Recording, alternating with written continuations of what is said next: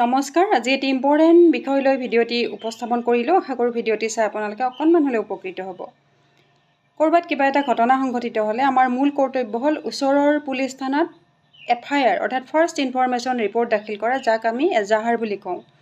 FIRখন দাখিল কৰাৰ পিছত পুলিচে সেই ঘটনাৰ সত্যতা সম্পৰ্কে ইনভেষ্টিগেশ্যন কৰে। য'ত ঘটনা হয় তাত গৈ পেলাই সাক্ষীবাদী গ্ৰহণ ক্ৰমে এই ঘটনা কিমান দূৰ সত্য সেই বিষয়ে তেওঁলোকে ইনভেষ্টিগেশ্যন কৰে। যদি ঘটনা সত্য হয়, সাক্ষীবাদীৰ পৰা যদি তেওঁলোকে পায় যে ঘটনাটো সঁচা, তেতিয়াহ'লে তেওঁলোকে আদালতত চাৰ্জশ্বিট দাখিল কৰে আৰু চাৰ্জশ্বিট দাখিল কৰাৰ পিছতে সেই ঘটনাটো আদালতত ট্ৰায়েল হয়, বিচাৰ হয়।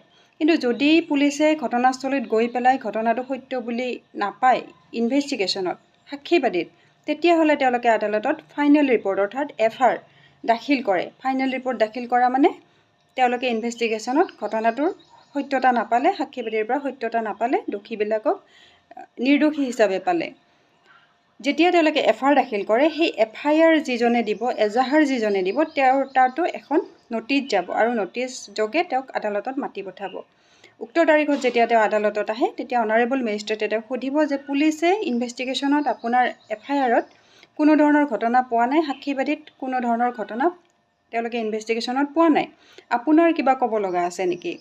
এতিয়া এটা কথা কওঁ যে পুলিচে কেতিয়াবা টকা পইচা লৈ পেলাই দোষী ব্যক্তিবিলাকক নিৰ্দোষী বনাই FR দাখিল কৰে, যদিও ঘটনাটো ইনভেষ্টিগেশ্যনত তেওঁলোকে সত্যতা পায়, কিন্তু তেওঁলোকে নাপায় বুলি, ইনভেষ্টিগেশ্যনত একো পোৱা নাই বুলি তেওঁলোকে আদালতত FR দাখিল কৰে। যেতিয়া সেই ব্যক্তিজনক সুধিব যে ইনভেষ্টিগেশ্যনত পোৱা নাই, আপোনাৰ কিবা ক'ব লগা আছে নেকি, তেতিয়া তেওঁ ক'ব পাৰিব যে মোৰ আপত্তি আছে, পুলিচে ইনভেষ্টিগেশ্যন ভালকৈ কৰা নাই, মোক ৰিইনভেষ্টিগেশ্যনৰ প্ৰয়োজন আছে। তেতিয়া আদালতে সেই FIRখনৰ ওপৰত পুনৰ ৰিইনভেষ্টিগেশ্যনৰ হুকুম দান কৰিব। গতিকে এইখিনি কথা প্ৰত্যেকেই জনাটো অত্যন্ত প্ৰয়োজনীয়। যদি এই ধৰণৰ কাৰোবাৰ হয়, তেতিয়াহ'লে তেওঁলোকে আদালতত গৈ পেলাই এইখিনি কোৱাৰ সুযোগ পাব, সুবিধা পাব, ক'ব পাৰিব। এইবিলাক কথা জনাটো অত্যন্তই দৰকাৰী।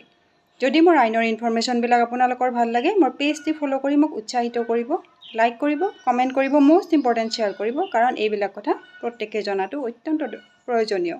আজিলৈ এইখিনিয়ে, আকৌ আহিম নতুন ভিডিঅ' লৈ আপোনালোকৰ মাজত। ধন্যবাদ।